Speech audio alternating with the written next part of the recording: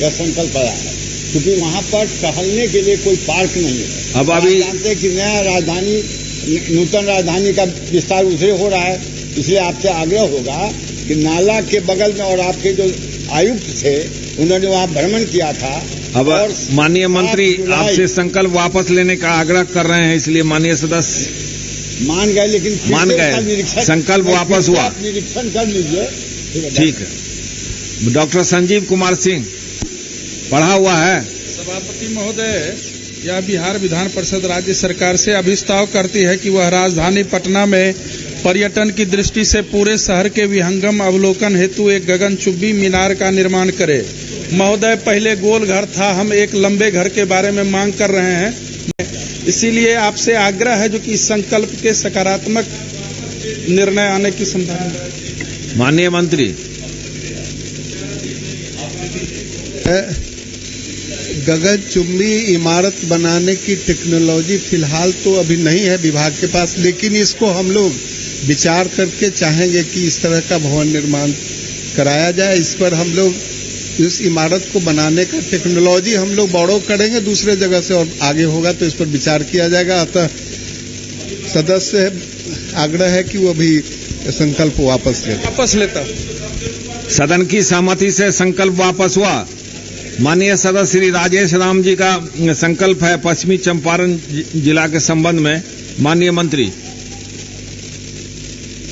सभापति महोदय, पश्चिम चंपारण जिला के भितरवा प्रखंड गौनाहा नरकटियागंज पथ में सिमरार श्रीरामपुर गांधी आश्रम भितरवा मोड़ पर चंपारण सत्याग्रह के स्वतंत्रता सेनानी श्री प्रहलाद भगत के नाम से प्रवेश द्वार का निर्माण के संबंध में कोई भी प्रस्ताव विभाग के स्तर पर विचाराधीन नहीं है, इसलिए हम माननीय सदस्य आग्रह करते हैं अपना संकल्प वापस। माननीय सदस्य।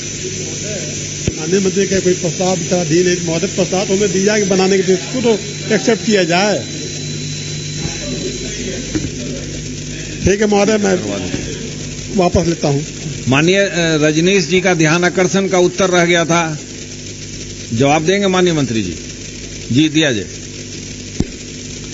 महोदय, वस्तु स्थिति यह है कि नगर आयुक्त बेगूसराय द्वारा प्रतिवेदित किया गया है कि सिमरिया घाट शहरी निकाय क्षेत्र के परिसीमन में नहीं है, बावजूद इसके सिमरिया घाट के लिए विद्युत सौदाह गृह जीर्णोद्धार योजना की स्वीकृति विभागीय पत्रांक 77 दिनांक 22/11/2017 से 194.92 लाख 1,94,09,000 रुपया मात्र की लागत पर दिया गया है।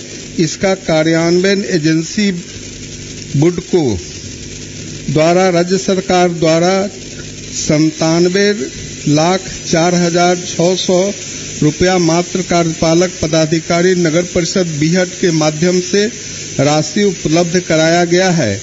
नंबर 2, योजना के अंतर्गत सौदाह गृह का जीर्णोद्धार कार्य के साथ साथ सारी मूल भूमि सुविधाओं, पेयजल, प्रकाश एवं आम लोगों के लिए हॉल की मरम्मति संबंधी कार्य किया जाना सम्मिलित है।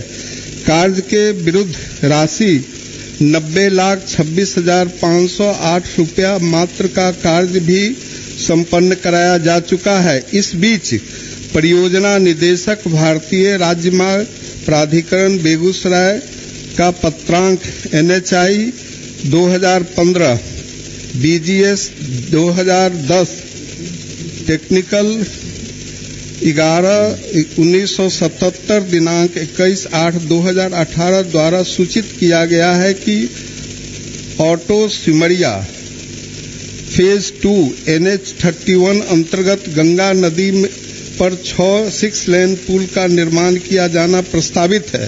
फलस्वरूप इसके मार्ग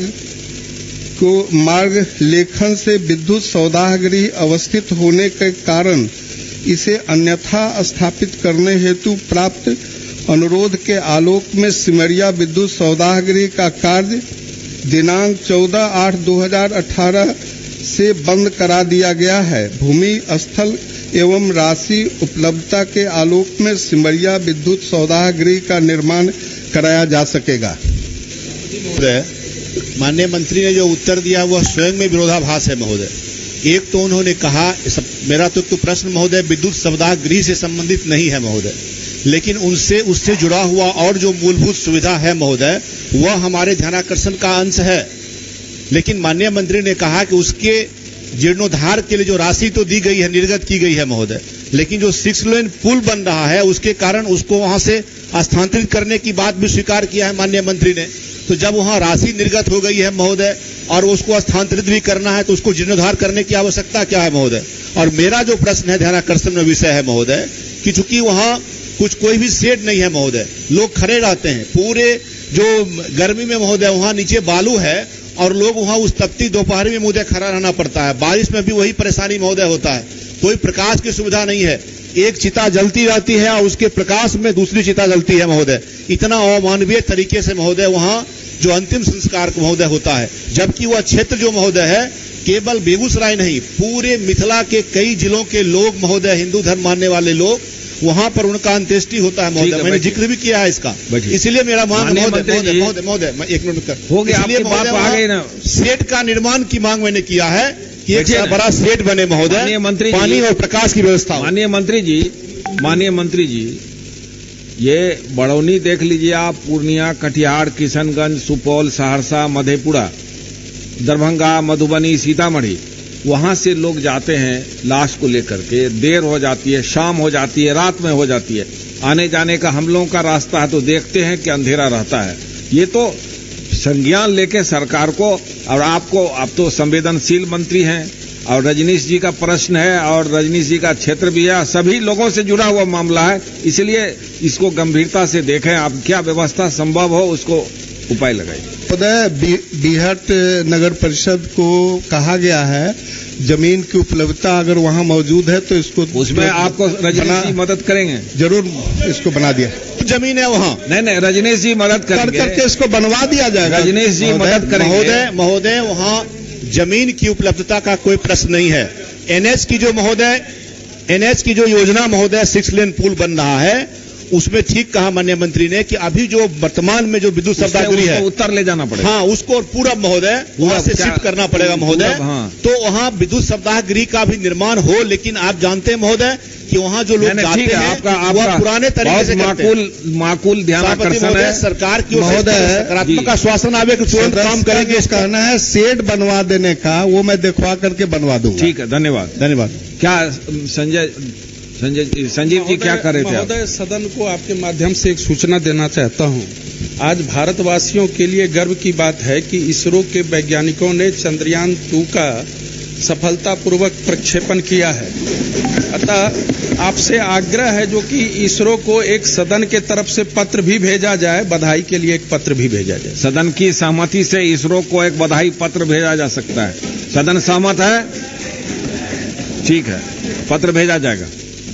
अब निवेदन माननीय सदस्य हैं, इसके बाद माननीय सदस्य श्री राजेश राम, श्री कृष्ण कुमार सिंह, श्री आदित्य नारायण पांडे, श्री सोने लाल मेहता, राधाचरण शाह, श्रीमती मनोरमा देवी, श्री सुमन कुमार, श्री वीरेंद्र नारायण यादव, श्री अर्जुन साहनी, श्री हीरा प्रसाद बिन, श्री दिलीप राय, श्री रामचंद्र पूर्वे से प्राप्त कुल 12 निवेदनों को सदन की को स्वीकृत करते हुए सदन में पेश किया गया, जिसे निवेदन समिति के माध्यम से संबंधित विभाग को प्रेषित किया जाए। अब माननीय सदस्य शोक प्रकाश। स्वर्गीय रामचंद्र पासवान 21 जुलाई 2019 को लोकसभा सदस्य श्री रामचंद्र पासवान का निधन हो गया। मृत्यु के समय उनकी उम्र लगभग 57 वर्ष थी। श्री पासवान का जन्म 1 जनवरी 1962 को खगड़िया जिले के शहर बन्नी गांव में हुआ था। श्री पासवान 1999 एवं 2004 में रोसड़ा संसदीय निर्वाचन क्षेत्र से तथा 2014 एवं 2019 में समस्तीपुर संसदीय निर्वाचन क्षेत्र से लोकसभा के सदस्य निर्वाचित हुए थे। श्री पासवान 1998 में खगड़िया कोऑपरेटिव बैंक के अध्यक्ष पद पर निर्वाचित होकर अपने राजनीतिक जीवन की शुरुआत की थी। किसानों, युवाओं एवं गरीब वर्ग के लोगों के लिए आजीवन कार्य करते रहे। वे सरल एवं मृदुभाषी थे। उनके निधन से हम सबों को अपार दुख है। ईश्वर दिवंगत आत्मा को चिर शांति प्रदान करें तथा शोक संतप्त परिवार को धैर्य एवं शक्ति दें। स्वर्गीय शीला दीक्षित 20 जुलाई 2019 को दिल्ली की पूर्व मुख्यमंत्री एवं केरल राज्य के पूर्व राज्यपाल माननीय श्रीमती शीला दीक्षित का निधन हो गया। मृत्यु के समय उनकी उम्र लगभग 81 वर्ष थी। श्रीमती दीक्षित 1998 से 2013 तक 3 बार दिल्ली की मुख्यमंत्री रहीं। वे केरल की राज्यपाल एवं 1984 में लोकसभा की सदस्य निर्वाचित हुई थी। वे केंद्र सरकार में मंत्री भी रहीं। श्रीमती दीक्षित के ही मुख्यमंत्री काल में दिल्ली में फ्लाईओवर का निर्माण एवं मेट्रो रेल का परिचालन शुरू हुआ। दिल्ली में पेट्रोल एवं डीजल के स्थान पर सीएनजी प्रयोग का श्रेय भी उनको ही जाता है। श्रीमती दीक्षित दिल्ली की जनता के बीच बहुत ही लोकप्रिय थीं। वे पर्यावरण के प्रति काफी संवेदनशील थीं। दिल्ली के विकास